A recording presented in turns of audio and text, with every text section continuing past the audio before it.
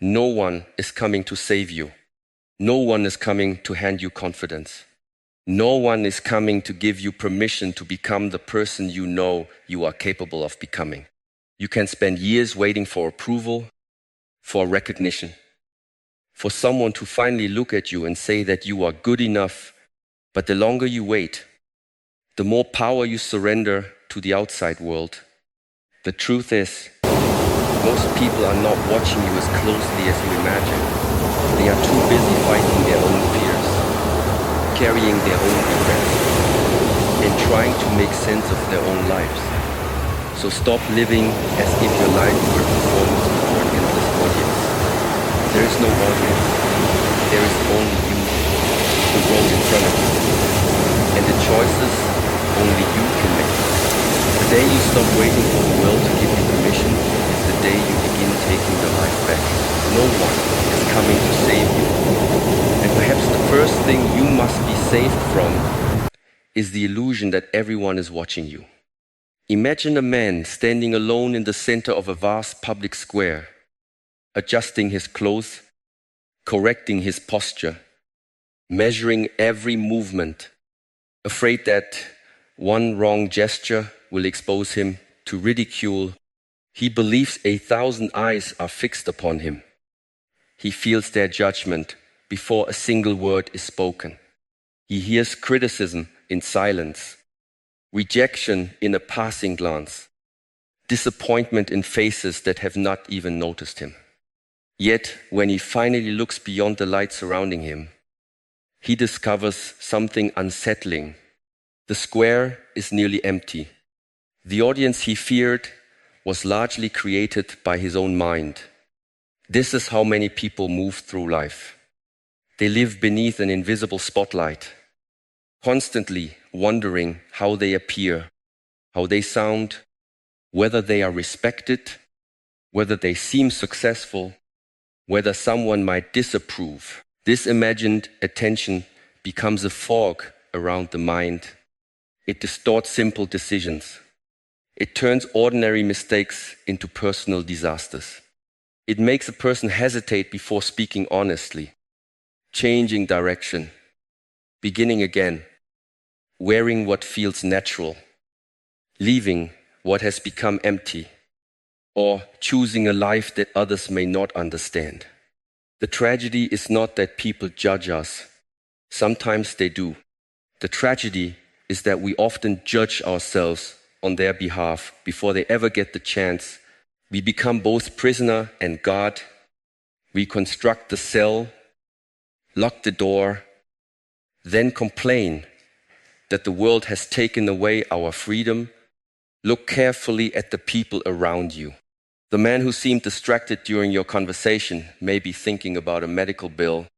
The woman who did not return your smile may be worried about her marriage. The friend who appeared unimpressed by your progress may be wrestling with a private failure. The stranger who looked at you for 3 seconds may have forgotten you 3 seconds later. Human beings are occupied with their own fears, responsibilities, losses, hopes, and private battles. Most are not studying your life with the attention you imagine. They are standing beneath their own invisible spotlight, worried about the same judgment that troubles you. When this becomes clear, something inside begins to loosen. You realize that much of the pressure you have carried was not placed on your shoulders by the world. You placed it there yourself. You rehearsed conversations that never happened. You defended choices no one had attacked. You hid parts of yourself from people who were barely looking. You postponed decisions because you feared an audience that was busy thinking about itself. This realization is not an invitation to become careless, cruel, or indifferent. Freedom from imagined judgment is not freedom from responsibility. A disciplined person still listens to wise counsel, still considers consequences, still respects other people, still corrects mistakes. But there is a great difference between receiving useful guidance and surrendering your identity to every passing opinion. One strengthens you, The other fragments a calm mind learns to distinguish between them. Ask yourself how many decisions in your life were shaped not by what you knew to be right, but by what you feared others might think. Perhaps you remained in work that drained you because leaving might look irresponsible. Perhaps you kept relationships alive long after trust had disappeared because separation might look like failure. Perhaps you concealed a dream because someone could laugh. Perhaps you refused to begin again because you believed your age may change. Embarrassing. Years can disappear this way, not through catastrophe, but through thousands of small acts of self-abandonment. A person can spend decades arranging a life for spectators who never bought a ticket. Then one morning, time has moved forward. The body has changed. People have come and gone. And the applause that seemed so important has left no substance behind. This is why clarity matters. You have a limited amount of life. Your attention is limited. Your strength is limited. Your days are not an endless resource. Every hour spent managing an imaginary reputation is an hour that cannot be invested in character, health, meaningful work, honest relationships, or inner peace. The fog begins to lift when you stop asking how you are being seen and begin asking how you are actually living. These are very different questions. Appearance asks whether people approve. Character asks whether your actions agree with your values. Appearance changes with the room. Character remains when the room is empty. Appearance needs witnesses. Character is formed in solitude. The false light of attention can make even an empty life look important for a moment. But when that light disappears, only substance remains. This is why silence can feel uncomfortable at first. Without feedback, praise, comparison, and reaction, you are forced to meet yourself directly. There is no crowd to impress, no stranger to blame, no applause to hide behind. There is only the quiet question of whether you respect the person you are becoming. That question is harder than asking whether others respect you, because it cannot be answered with appearances. It must be answered by how you live when nobody is watching. Once you understand that the world is not observing you as closely as you imagined, you gain a rare opportunity. You can step out of the false spotlight. You can stop performing every decision. You can make mistakes without turning them into a public trial. You can change your mind without treating change as humiliation. You can begin late. You can walk away. You can speak less. You can become different. But there is another layer beneath this fog, and it is more difficult to confront even after you realize that most people are not watching. Part of you may still desperately want them to watch. Part of you still wants the nod, the praise, the approval, the sign that you matter. That hunger is where the next chain begins. That hunger is where the next chain begins. You may understand that the world is not watching you as closely as you once believed, yet still feel a quiet ache when nobody notices your effort. You may know that approval should not define you, yet still feel smaller when praise does not come. This is because the desire to belong is older than your ambition, older than your career, older than the image you have spent years building. Long before human beings had screens, followers, titles, and public reputations, acceptance meant safety. To be rejected by the group could mean hunger, danger, or death. The body remembers what the modern mind often forgets. It still reacts to exclusion as if something essential has been threatened. This is why a cold response can disturb you for hours. This is why one careless criticism can remain in the mind longer than 10 sincere compliments. This is why some people will betray their own judgment simply to avoid standing alone. The instinct is ancient, but the environment has changed. Today, the tribe may be a workplace, a family, a social circle, a church, a neighborhood, or a collection of strangers behind glowing screens. The danger is no longer physical exile, yet the nervous system can still behave as if approval were necessary for survival. Wisdom begins when you can feel that instinct without automatically obeying it.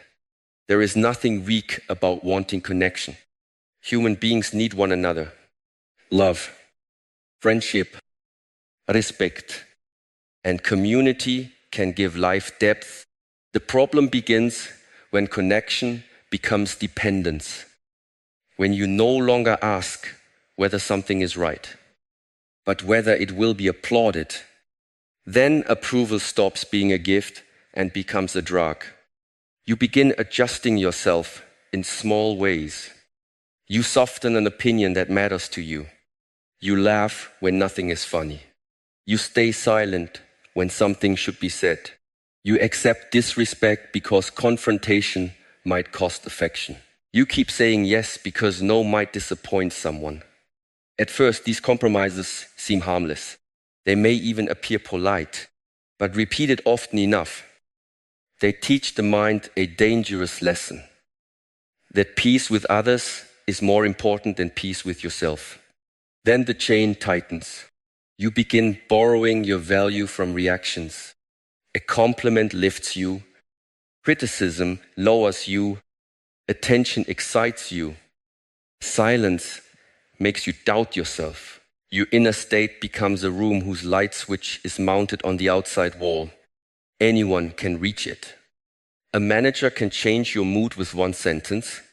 An adult child can make you question your worth with one disappointed expression. A stranger online can disturb an evening that was peaceful moments before. This is not because those people possess unusual power. It is because somewhere along the way, you handed them the key. Many people spend half a lifetime becoming successful in the eyes of others while becoming unfamiliar to themselves. They choose the respectable path, maintain the proper image, collect the expected symbols, and become skilled at appearing content. Yet late at night, when the house is quiet and there is nobody left to impress, a strange emptiness appears. It does not always arrive as sadness. Sometimes it arrives as irritation, sometimes exhaustion, sometimes a restlessness that makes silence unbearable.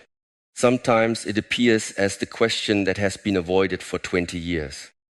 Whose life have I actually been living? By the time a person reaches middle age or beyond, the cost of that question can feel heavy.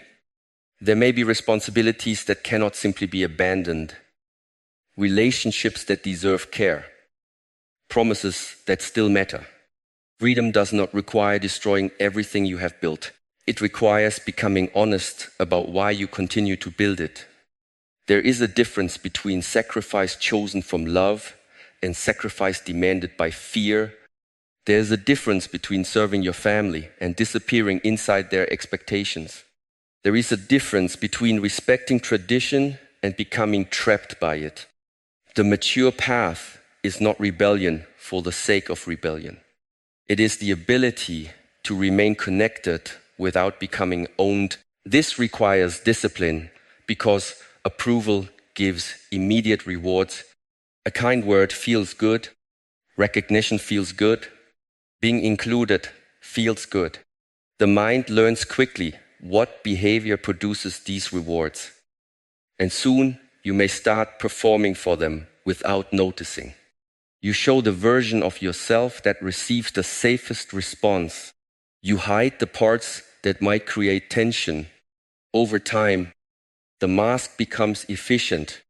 It knows when to smile, when to agree, when to remain quiet, when to appear strong, when to pretend that everything is fine. The danger is that a mask worn for too many years can begin to feel like a face. Then you are no longer merely pleasing others. You are forgetting what you actually think, want, and value. To break this chain, do not begin by declaring that you no longer care what anyone thinks. That is often another performance. Begin more quietly. Notice where your behavior changes in the presence of certain people. Notice which truths become difficult to speak. Notice which decisions require imaginary permission. Notice the moments when you reach for your phone, not because you need information, but because you need proof that you still matter. Awareness weakens the chain because what can be seen clearly can no longer control you from the shadows. Then practice small acts of inner independence. Allow someone to misunderstand you without rushing to correct the image. Let a respectful no remain a no. Make one decision because it is aligned with your values, even if nobody celebrates it. Sit with the discomfort that follows. That discomfort is not always a warning. Sometimes it is simply the feeling of an old dependency losing its grip. The goal is not to become cold. The goal is to stop placing your worth in hands that were never meant to carry it. Approval can be welcomed, but it cannot be your foundation. Praise can be enjoyed, but it cannot become your food, because once your life depends on being accepted, you will eventually begin paying for acceptance with pieces of yourself. And every piece surrendered creates a small opening through which your strength begins to leak. Every piece surrendered creates a small opening through which your strength begins to leak. At first, the loss is almost invisible. You still wake up, go to work, answer the phone, care for your family, complete your duties, and move through the day as if nothing important has changed. Yet inside, something feels thinner. Imagine a clay vessel with a hairline crack along its side. You can pour clean water into it every morning, but by evening, the level has fallen again. You may blame the heat, the distance, the weight of the journey,